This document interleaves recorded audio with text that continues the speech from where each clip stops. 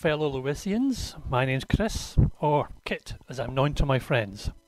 Welcome to part 2 of my guide on what to watch within the Morse Universe while in self-isolation. My previous video looked at the original Morse series. This time I'll be choosing 5 episodes from the Lewis series. I hope this video finds you all well and safe. So let's jump straight into my first choice, and for those who know me, this choice of episode will be of no surprise. It's Series 2, Episode 1, and the Moonbeams Kiss the Sea. The title refers to the sublime poem Love's Philosophy by one of the Romantic poets. Keats, Shelley, Byron, rest of the guys in the band. Why is it my favourite Lewis episode? Well, of course, a list of favourite things is all subjective. It's all about how a song, a film, a TV show or book affects one emotionally and mentally. Like food, we all have TV shows, films, books, songs that comfort us. Some things do not. This is number 17 in a series of over 100 video installations on Nell's computer. It's called paint drying. Wonder if you can guess what it's about. This episode comforts me without fail. It also helps that it includes the poetry from one of my favourite, there's that word again, poets, Percy Bysshe Shelley. Tom Riley, who plays the autistic Philip Horton, is outstanding. Go and watch, but not now of course. Sit back down, because I've got 4 more episodes to recommend. Next up we have The Point of Vanishing, Series 3, Episode 3. This episode has religious overtones, which allows us, the viewer, to learn a little more about Hathaway, because he had originally planned to be a priest before he was either kicked out of the seminary or he left of his own volition. We never really get the definitive answer to that question in the series. A character in the episode is clearly based on, well, maybe I should let you find that out for yourself. Go on, enlighten me, you know you're dying to. Apart from religion, there is also the subject of art, hence the title of the episode. The plot is a little convoluted, but everybody makes it work. And that is one of the defining joys about the Lewis series, is that the main characters of Lewis and Hathaway, and the supporting cast, always make watching enjoyable no matter the plot. That certainly cannot be said for many series on television at the moment. It is one of the few episodes where we find out that Hathaway is, or at least was, in a relationship. Now, should I mark the episode out of 10? Well, mind the judge. Ah, come on. Marks out of 10.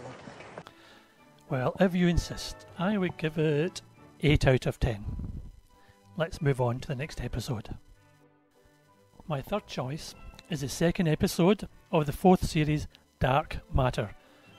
If nothing else could entice you to watch this episode, then surely the inclusion of the wonderful actor Robert Hardy should be enough for you to give it a try. Now, if that isn't enough to entice you, what about help to translate Latin? Benedict Domine, donatua quae de largitate, sumus sumpture et concedes. Is it today's special? Salubrita nutriti tibi debitum obsequium praestare valeamus. Toad in the hole. Per Christum Spotted Dominum dick. Nostrum. Surely that should have you run into your DVD player to watch this episode. Still not enticing enough? Okay, what about the soundtrack of the episode featuring Gustav Holst's wonderfully uplifting Planet Suite? So, you've got Robert Hardy, help with your Latin, and the Planet Suite. What more do you want? Well, apart from 2 more recommendations, that is. Generation of Vipers is my 4th choice, Series 6, Episode 2. This is going to sound rather shallow, but it is worth watching this episode just for the witty script alone, especially when that wit is said by Freddie Fox and is aimed at his real-life cousin, Lawrence Fox. Why are you so aggressive? I don't know, maybe because I saw a weird-looking dude chatting up my girlfriend. The storyline is based around the theme of the danger of social media, and in particular, the trolls with their insidious comments who can unfortunately drive a person to suicide. It also highlights what loneliness can drive a person to do. A very pertinent and prescient message in light of what we are going through at the moment.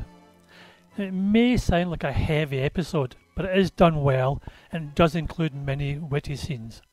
Witness the beginning of the episode when Hathaway and Lewis catch the bad guy. Now, what other reason to watch it? Well, who better to ask than Lewis himself? Best telly in years. On to my last choice, and it's Life Born of Fire, Series 2, Episode 3. This episode has many good qualities, but one of the more interesting ones is that we learn more about Hathaway's backstory. It is all very interesting. Lawrence Fox is on top form as Hathaway's past comes back to haunt him. It's also worth mentioning that the lovely and fragrant Rachel Stirling appears in the episode as Zoe Kenneth.